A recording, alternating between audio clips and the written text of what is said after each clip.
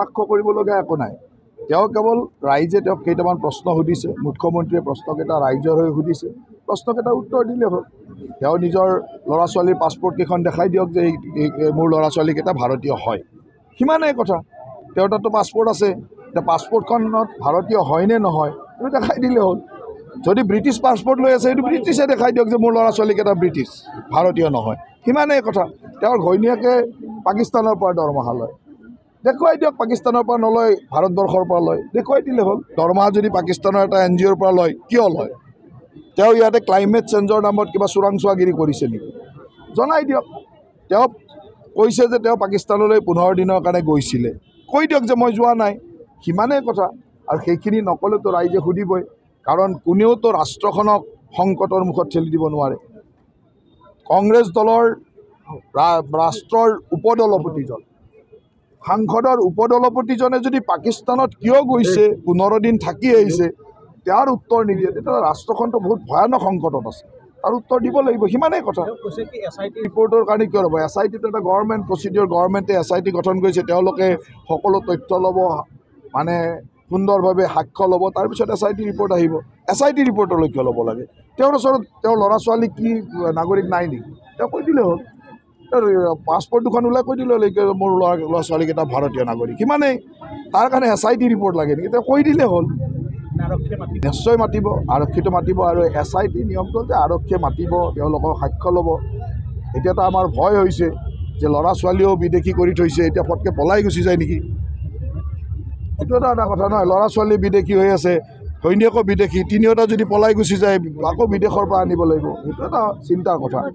গতিকে সেইকাৰণে সেইটো এটা চিন্তাৰ বিষয় যে তেওঁৰ ল'ৰা ছোৱালীও বিদেশী, মানে ব্ৰিটিছ নাগৰিক, ঘৈণীয়েকো ব্ৰিটিছ নাগৰিক, এতিয়া ফটকৈ ব্ৰিটিছত ইংলেণ্ড গুচি গ'লে কি হ'ব? সেইটো এটা চিন্তাৰ বিষয়। আৰু তেনেকুৱা কাৰণতে চাগে ল'ৰা ছোৱালীৰ পাছপৰ্ট মানে বনাই ৰাখিছে ব্ৰিটিছ নাগৰিক হিচাপে। নহ'লেনো প্ৰাক্তন মুখ্যমন্ত্ৰী এগৰাকীৰ নাতিনীয়েকক কিয় ব্ৰিটিছ বনাই ৰাখিব? তেনেকুৱা কিবা চোৰাংচোৱাগিৰি কৰিছিল চাগে, পলাই যাব, তেনেকুৱা ভাৱতে চাগে ৰাখি থৈছে। কথাবিলাক সঁচা, সেইখিনি মুখ খুলিব পৰা নাই, সঁচা মুখ খুলিব নোৱাৰে। কটাক্ষ কৰিবলগীয়া একো নাই।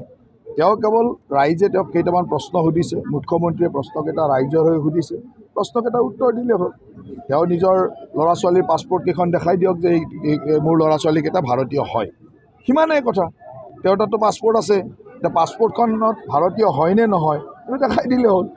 যদি ব্ৰিটিছ পাছপৰ্ট লৈ আছে সেইটো ব্ৰিটিছে দেখাই দিয়ক যে মোৰ ল'ৰা ছোৱালীকেইটা ব্ৰিটিছ, ভাৰতীয় নহয়, সিমানেই কথা। তেওঁৰ ঘৈণীয়েকে পাকিস্তানৰ পৰা দৰমহা লয়, দেখুৱাই দিয়ক। পাকিস্তানৰ পৰা নলয়, ভাৰতবৰ্ষৰ পৰা লয়, দেখুৱাই দিলে হ'ল। দৰমহা যদি পাকিস্তানৰ এটা NGOৰ পৰা লয়, কিয় লয়? তেওঁ ইয়াতে ক্লাইমেট চেঞ্জৰ নামত কিবা চোৰাংচোৱাগিৰি কৰিছে নেকি? জনাই দিয়ক। তেওঁ কৈছে যে তেওঁ পাকিস্তানলৈ 15 দিনৰ কাৰণে গৈছিলে, কৈ দিয়ক যে মই যোৱা নাই, সিমানেই কথা। আৰু সেইখিনি নক'লেতো ৰাইজে সুধিবই, কাৰণ কোনেওতো ৰাষ্ট্ৰখনক সংকটৰ মুখত ঠেলি দিব নোৱাৰে।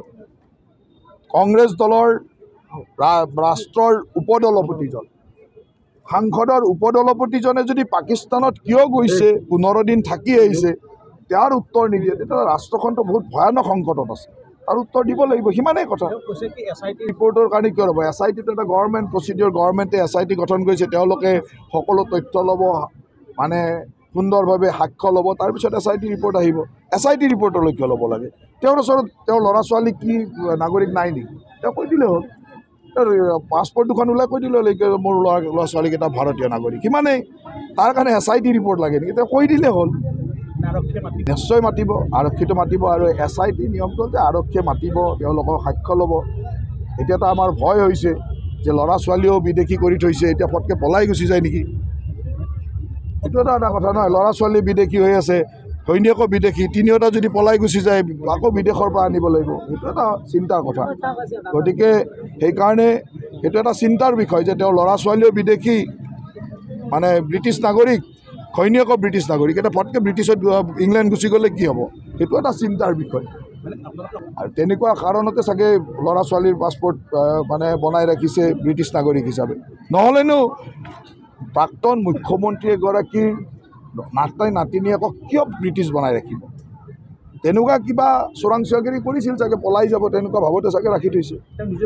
কথাবিলাক সঁচা, সেইখিনি মুখ খুলিব পৰা নাই, সঁচা মুখ খুলিব নোৱাৰে।